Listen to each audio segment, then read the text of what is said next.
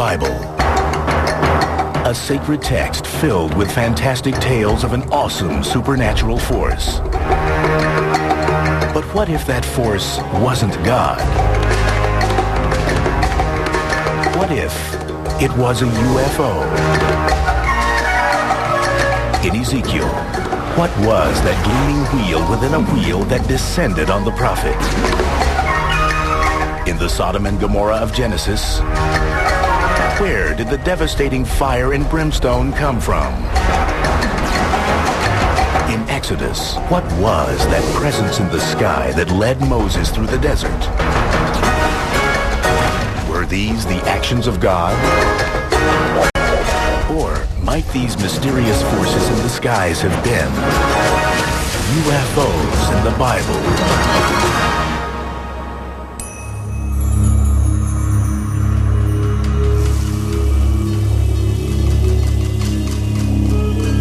Throughout the Bible, mysterious aerial phenomena appear and alter the course of human history.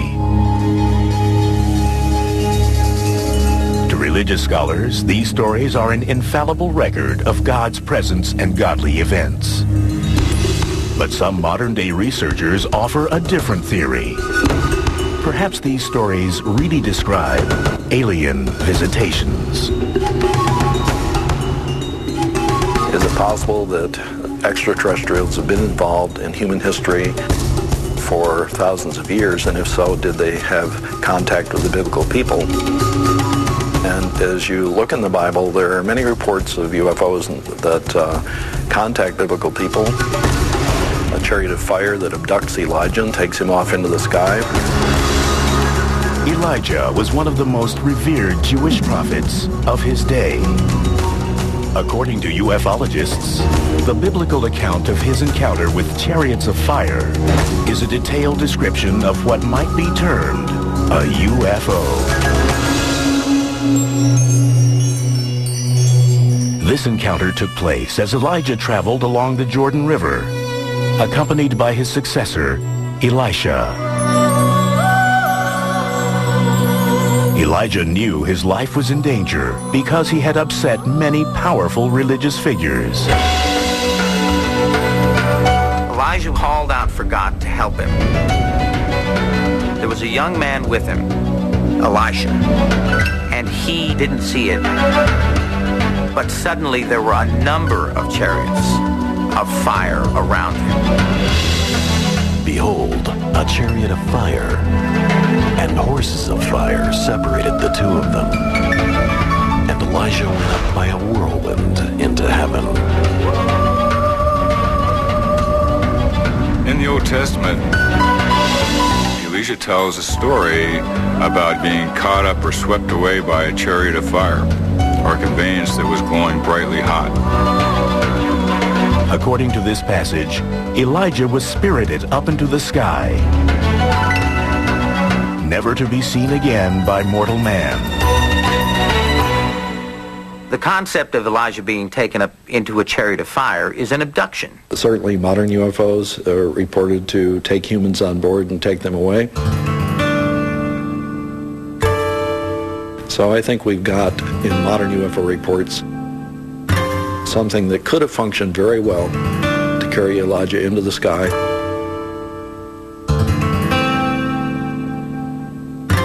If we were to take what Elisha was describing and compare it to events of people being taken aboard unidentified flying objects or flying saucers, it may very well be the same type of event occurring in those days compared to what they could compare it to. What we think of as a chariot and what we think of as a flying saucer may seem worlds apart. But some contend that perhaps they aren't so different after all. Chariots is actually a word that means some form of conveyance, and back in those days, the closest thing they could compare these moving objects to was a chariot.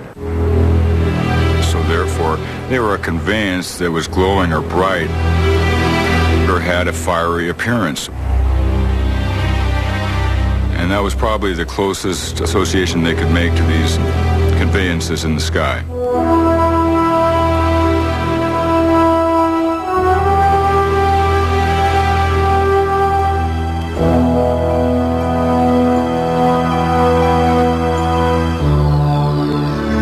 Some speculate that the traditional interpretation of biblical passages is hampered, not only by the ancients' lack of technical references, but also by inaccuracies in the Bible's translation into English by the Court of King James, which was completed in 1611. The English that was used in the court of England in the 17th century was different than the English that was used by the common people, and for a specific purpose. Because the court of England wanted to keep themselves separated from the commoners. To better understand the original meaning of biblical texts, researchers refer to Strong's Exhaustive Concordance. This book, completed in 1890, is an alphabetical index of every word used in the Bible, listing each occurrence of that word and the context in which it is used. By doing this, some researchers believe they have discovered another connection between Elijah's story and UFOs. In the King James Version, Elijah tells of being whisked up into heaven. But some now believe that perhaps he wasn't talking about the godly realm.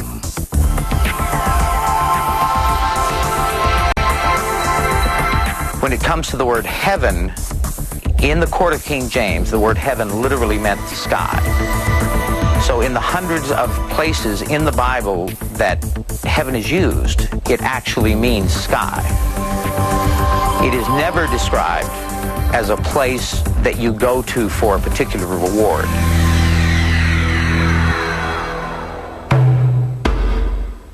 Biblical stories about mysterious events in the sky may not be the only ancient sources hinting at UFOs. As far as the religious beliefs concerning UFOs, they're found throughout every culture. If you go into the most ancient of texts, the old Sumerian texts, they're in there. They're painted on Egyptian walls in ancient tombs. The yogis and lamas in the Eastern thought call them vimanas, and they call them the chariots of the gods. Thousands of years ago, in an amazing feat of precision, the Nazca people of Peru created perfectly straight lines stretching across their landscape. A plain 37 miles long and a mile wide. Some ufologists wondered whether the design, resembling a modern airport, was used as a runway for alien spaceships. The lines intersect, forming enormous geometric shapes, and include drawings of insects, mammals, and a mysterious humanoid being, which some say resembles a man in a spacesuit. You can only see them from the sky, and so you have to wonder if these lines weren't drawn to impress beings that were flying in the skies, and therefore the cultures that drew these were trying to at least get the attention of the sky people that they knew were there. Other ancient civilizations also believed that they were visited by extraterrestrial beings. Kukulkan, a patron god of the Mayans, is said to have descended from the sky and bestowed upon them complex technological and mathematical principles.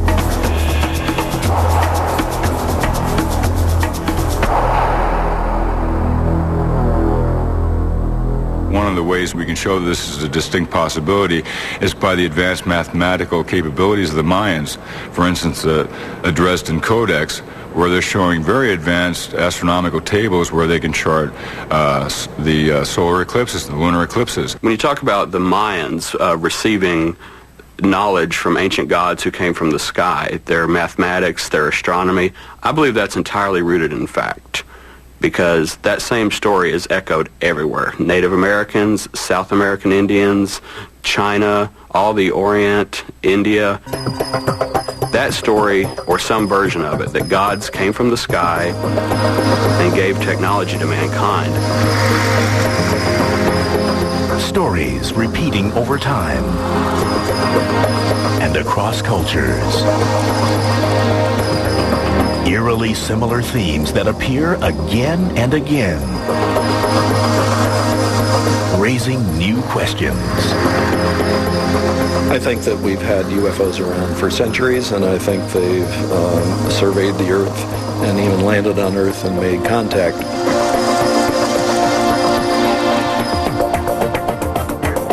There have been some things they've done that we'll say have shaped our development very radically, and I think the biblical religion is an example of how they've shaped our development.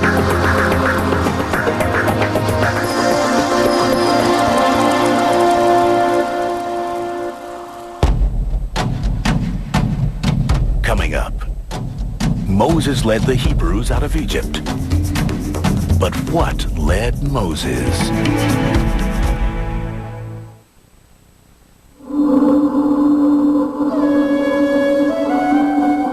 It was a pivotal moment in the development of the Judeo-Christian religion. The great exodus of the Jews out of Egypt. At the head of this mass migration was Moses, who was in turn guided by a mysterious aerial phenomenon. And the Lord went before them by day in a pillar of cloud to lead them along the way, and by night in a pillar of fire to give them light, that they might travel by day and by night.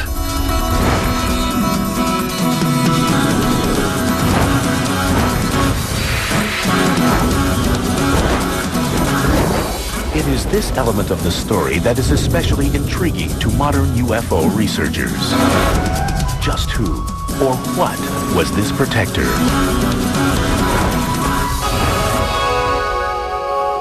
I think it was a very large UFO that was dark during the day, and then at night it glowed and provided light for the encampment below them. And at times it would hover for months, for weeks and months at a time.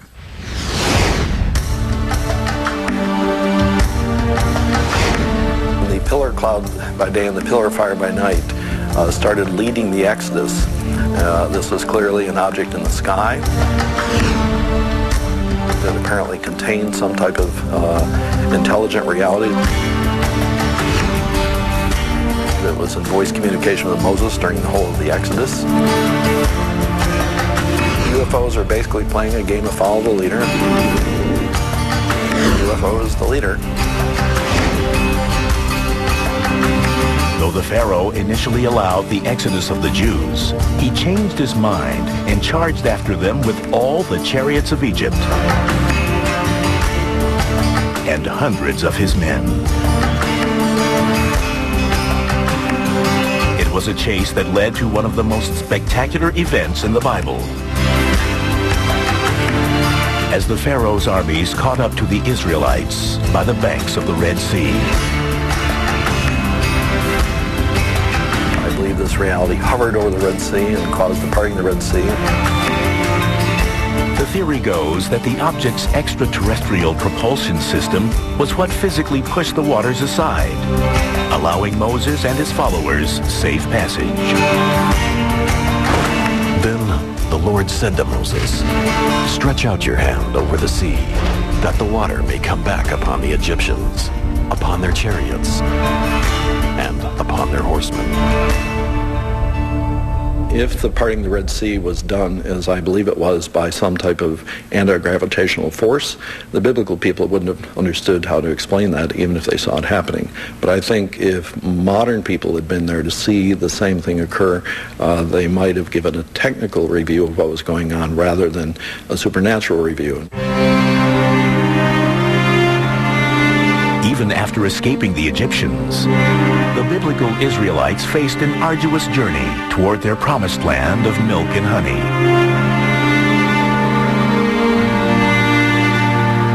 Along the way, the pillar of cloud shadowed the Israelites' every move, protecting them as well as guiding them. The pillar of a cloud during the day is actually providing a canopy. In the area that they were moving, it's a wilderness area, and the temperatures can reach up to 120 degrees, and this went on for 40 years. I believe the pillar dropped manna from it onto the ground to feed the Jewish people during the 40 years of their exodus, to keep them alive in the wilderness, while what I would call a huge religious conditioning project was going on in the hands of this extraterrestrial reality. In some modern interpretations, this UFO provided much more than shelter and food. As the Israelites approached the slopes of Mount Sinai, the pillar of cloud again communicated with Moses.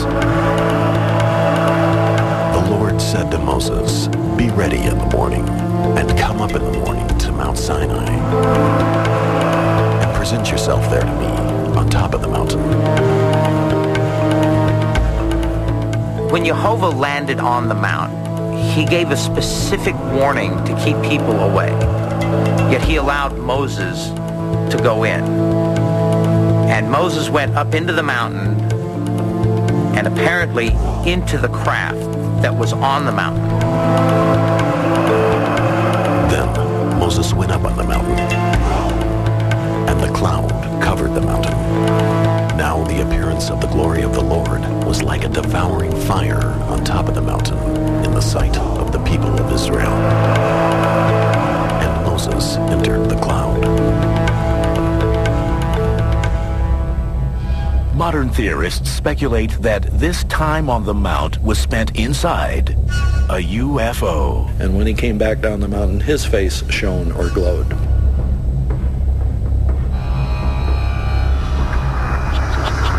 The implication is that there's some type of energy transfer going on between human reality and this extraterrestrial reality. When Moses descended from Mount Sinai, in his hands were the 10 Commandments, the supreme guidelines for his people. And afterward, all the people of Israel came near, and he gave them in commandment all that the Lord had spoken with him in Mount Sinai. But if this enormous pillar in the sky was truly a UFO and gave the Israelites the moral framework for their society, what did the ancients make of it? According to Moses, the individual that was inside the pillar of fire and the pillar of a cloud was Jehovah. Jehovah is the name of the national God of Israel. Their God was a God of the sky, a God of the heavens, a God who made heavens and earth. I don't think it was hard for the Hebrew people to believe God is in the pillar, cloud, and fire. God is the one in the UFO there. Some believe the influence of UFOs is not limited to the Jewish Bible, that it can be traced into the Christian faith as well. Thousands of years after the Exodus, the New Testament records the transfiguration of Jesus.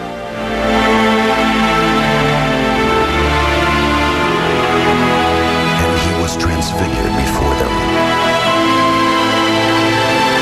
His garments became glistening, intensely white, as no fuller on earth could bleach them. And there appeared to them Elijah and Moses, and they were talking to Jesus. It was surprising to see Moses and Elijah on the mountain with Jesus, because Moses had been dead for hundreds of years, and Elijah, although he never died on earth, was taken off into the sky in a chariot of fire and was never seen again until now.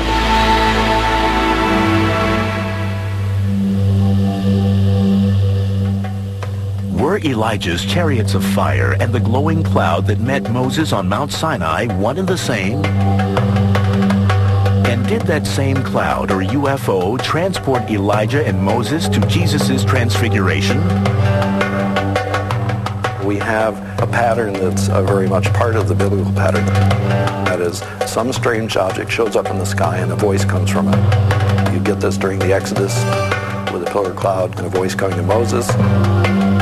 You get it in the Transfiguration story. So whenever you then look at the biblical prophets who are saying strange things, the issue is the extraterrestrial reality informing their minds to say the things they're saying.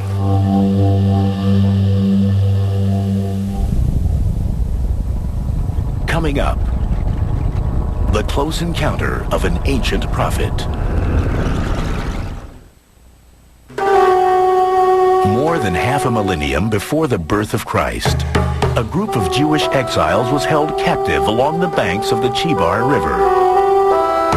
Among them, a righteous Israelite named Ezekiel. He became a prophet, predicting the fall of Jerusalem. Later, he also preached the message of hope and salvation. But first, Ezekiel was enraptured by something in the sky. As I looked, behold, a stormy wind came out of the north.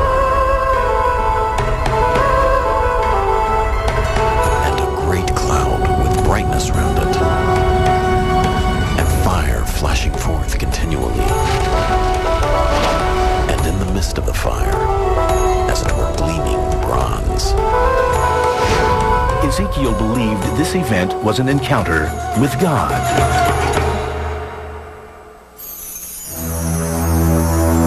But UFO researchers wonder if it might have been something else. More than any other passage in the Bible, Ezekiel's detailed account of this sighting is continually studied and analyzed by ufologists, who argue that it is a biblical alien encounter. I saw a wheel upon the earth. As for the appearance of the wheels and their construction, their appearance was like the gleaming of a chrysolite. Ezekiel is describing a flying, spinning, glowing, metallic object that ascends and lands in front of him. In the modern age, what we see are flying, glowing, spinning metallic objects that ascend and descend, just like the objects that are described in the Bible. It's not an illogical conclusion to assume that these craft that we see today may be the exact same craft that they're describing in the Bible in ancient times. Their construction being, as it were, a wheel within a wheel. When they went into any of their four directions, without turning as they went. You can tell he was struggling with the description. Now, that's also true of UFO experiences that people have. They're having difficulty describing what they're seeing, and it matches this description that we see in the Bible. The four wheels had rims, and they had spokes, and their rims were full of eyes round about. What I believe he's talking about is devices, mechanical devices. And in the time that he was discussing this, there was nothing mechanical. The wheel was about the most sophisticated device that they had. When the wheels of Ezekiel hovered above him, he may have thought he was seeing a supernatural reality, but what if it was simply a high-tech reality? How do you tell the difference between the supernatural and the super-technological? The more highly technical a reality becomes, the more supernatural it seems. And from the midst of it came the likeness of four living creatures. Wherever their spirit would go, they went, and the wheels rose along with them. For the spirit of the living creatures was in the wheels. It describes an object that comes from the mountainside and actually disgorges some type of intelligent beings from its interior.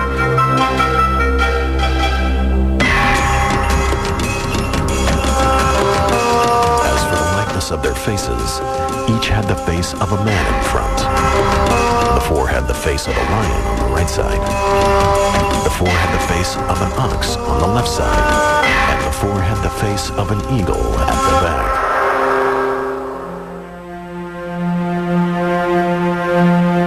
In his day and time, quite literally, there's nothing unnatural in the sky.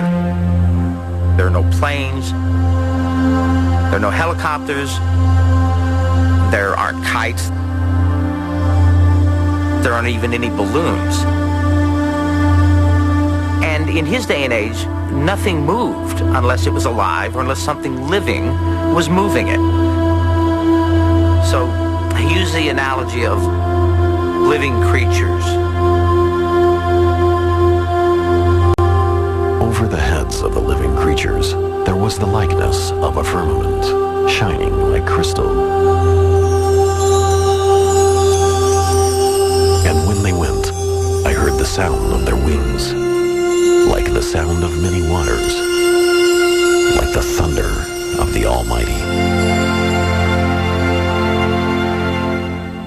He sees a firmament, a very large object. So many of the engineers that have looked at this verse believe that what he's talking about is actually landing gear.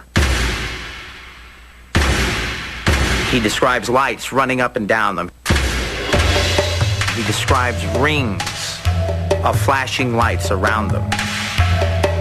And he speaks of a being coming out of the craft, coming out of the firmament above him, and speaking to him.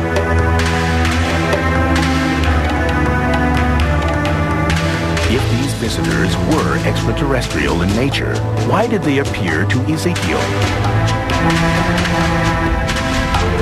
Did this initial encounter with Ezekiel lead to some form of mind control, which led him to write this very long book of prophecy about the future of Israel and about the military and political consequences of what was going to happen in the future? I don't know about this, but this is certainly one of the key concepts that theologians would have to explore once the UFO reality were admitted to be real. Coming up, angels, messengers from God, or visitors from another planet.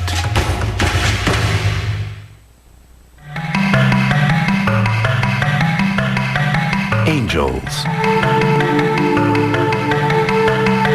God's divine messengers. Their ethereal images appear in art and architecture across the millennia and around the globe. Mentioned hundreds of times in the Bible, angels were present at some of the most significant events in ancient history.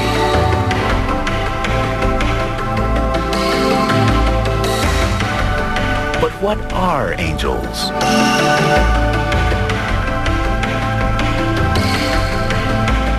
Some ufologists wonder if angels and aliens are one and the same. I would speculate that the angels of the Bible and of the Quran would possess the same powers and have the same capabilities in a supernatural sense as what we would call these occupants of the UFO or the extraterrestrials today. According to the Bible, St. Peter, the patriarch of the Catholic Church, was saved by an angel with mysterious abilities. The Apostle Peter was put in jail, and to make sure that he stayed where he was supposed to be, he was put in chains in his jail cell, and he had a guard sleeping on each side of him. And behold, an angel of the Lord appeared, and a light shone in the cell. And he struck Peter on the side and woke him, saying, "Get up quickly." chains fell off his hands. The angel led Peter out of his cell, past the unconscious guards. When the angel and Peter left the jail, the gate to the jail then opened on its own accord. And they went out and passed on through one street. And immediately, the angel left him. But the Bible passage does not tell how the angel got in the jail in the first place. The answer might be that the angel has the ability to go through solid walls, and this is sometimes reported in modern UFO cases. Modern theorists have also looked at other angelic accounts in the Bible for possible connections to extraterrestrials.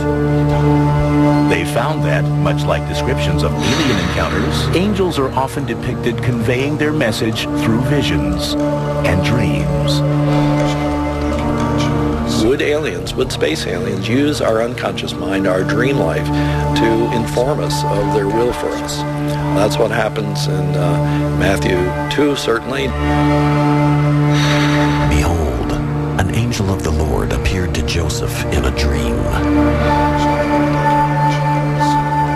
Rise, take the child and his mother, and flee to Egypt, and remain there till I tell you.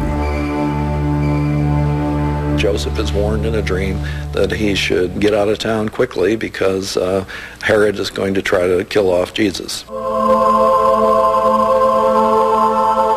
After his dream, Joseph hurried his infant son out of harm's way, and Jesus' life was spared. The dream issue is a big part of the Judeo-Christian psychic life. How much of this is due to the direct intervention of the aliens, we don't know. Going back to Abraham in the Old Testament, there's a passage in Genesis that says that the Lord caused a deep sleep to come on Abraham. And in this deep sleep, God communicated things to Abraham that he wanted to communicate. But Abraham also physically interacted with angels. Though understood to be superhuman, these heavenly creatures were often mistaken to be mere mortals. There's the story of Abraham in the book of Genesis, where three beings come to meet him. He does not know that they are different from any other humans, and he does the Middle East thing. He's a very good host. He invites them to stay for food, and he asks his wife Sarah to help in the preparation of this food. His visitors seemed normal, but soon they displayed some strange abilities. Eventually, through conversation, the men say to Abraham that his wife Sarah is going to conceive and bear a son. Abraham finds this almost impossible to believe.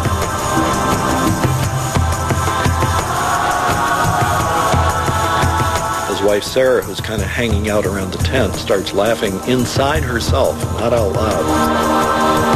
And the three men accuse her of laughing. She denies it. But in any case, this implies that they could hear her mind telepathically. The question of telepathy and whether or not these beings could read the mind both of Abraham and of his wife Sarah is a big issue. Telepathy is also a trait often associated with modern UFO extraterrestrials. But they go away, and sure enough, she becomes pregnant, and now in retrospect, Abraham realizes he's had what he calls a divine encounter, but I think we might now call it an extraterrestrial encounter. Within a year, Sarah gave birth to their son, Isaac, who became the bloodline through which the Jewish nation was established. One of the things that are reported among UFO abduction cases now is that very often the alien beings seem to be interested in the human reproductive process.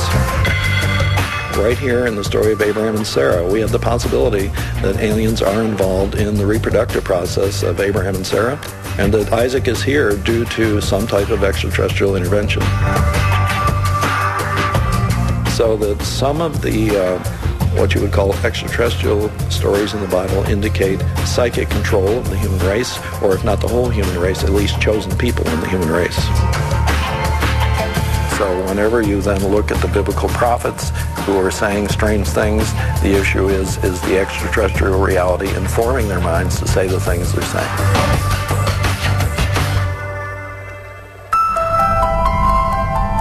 Coming up, was it God?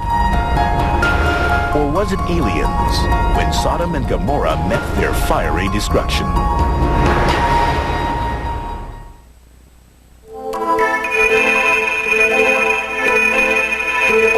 Most of the events in the Bible that ufologists ascribe to extraterrestrial intelligence have effects that run from the benign to the beneficial. But that is not always the case. As in the story of the destruction of Sodom and Gomorrah. As told in the Bible, the inhabitants of these two sister cities were so debauched and sinful that there was no hope of turning back their evil ways. The only solution, total extermination.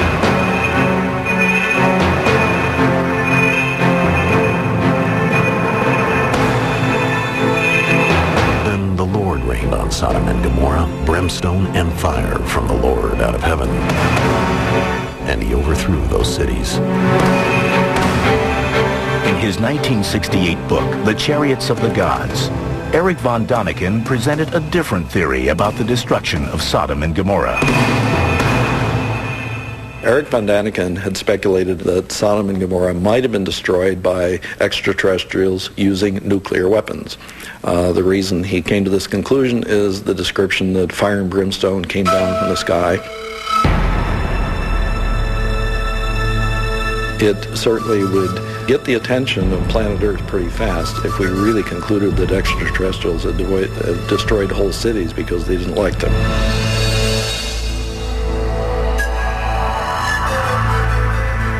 However, there are other theories about the destruction of these cities. Some believe the story may have been used as a mythological warning. A lesson passed down through the millennia to reinforce the importance of piety. God removed the Sodomites and the citizens of Gomorrah from existence, and that's what the text talks about. Fire rained down from heavens and wiped them all out. The text tells us that when a human civilization becomes reprobate, they can't be saved. The other way to look at Sodom and Gomorrah is that if the towns ever actually existed, and if those towns were destroyed, were almost certainly destroyed by some natural means. It's such a metaphor for a religious idea, that is, man was evil and deserved to be punished for his iniquity. Archaeological evidence has emerged that sheds some scientific light upon this ancient story. Archaeologists, in looking at the southeastern plain of the Dead Sea, have located approximately the right place where we would expect to see cities of Sodom and Gomorrah. The remains of these cities, called Babadra and Numeria, offer tantalizing clues that may prove part of the story of Sodom and Gomorrah. In Babadra, we see that there was broad destruction across the mound. Next, we find at Numeria that there is a layer of ash which can suggest that the city was burnt.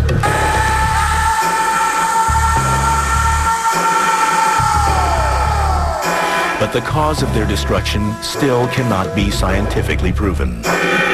And therefore, what or who caused it remains open to speculation. The bigger issue is whether or not extraterrestrials are so much involved in the development of life on Earth that they in fact would destroy a whole city or perhaps a whole group of people. That the biblical God or angels were really UFOs from another planet may be a radical idea.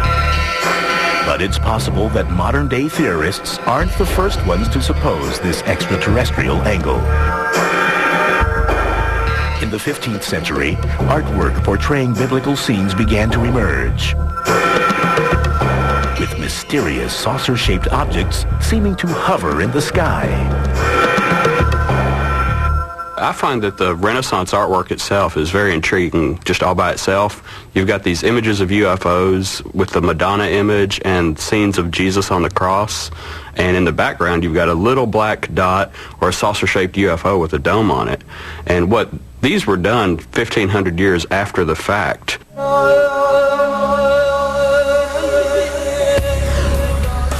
It's a matter of a Rorschach test for the observer. You place attributes onto those paintings and drawings and artwork. They may be hats, they may be crockery or saucers or other things of that shape, but not necessarily flying saucers. But more and more, people seem to believe that UFOs are real and are alien. Even organized religion hasn't completely closed the book on the extraterrestrial possibility. The Vatican has made a statement that said that they are not to be feared and not to be demonized. Monsignor Corrado Balducci, who's a consultant to the Vatican, has been on Italian television several times saying that he believes UFOs are real and that they are extraterrestrial. If these theories are proven true, what might the future hold for Western religion? Western religion would change completely if extraterrestrials were proved to be real. It would change all the stories in the Bible, and it would change how we thought about the Bible, because a highly technological extraterrestrial may provide some explanations for some of the miracles that happen in the Bible. But in the absence of hard evidence that either proves or disproves the existence of UFOs, belief in the UFO phenomenon is based mostly on faith, much the same basis as a belief in God. Giant balls of ice hurtling around the sun, fragments from the beginning of time, making a beeline straight for our house? Not my house! For a whole week, all will be answered, as well as the most profound question of all. Did I really change the world? No, really, did I? Out of This World Week, all this week, only on the History Channel.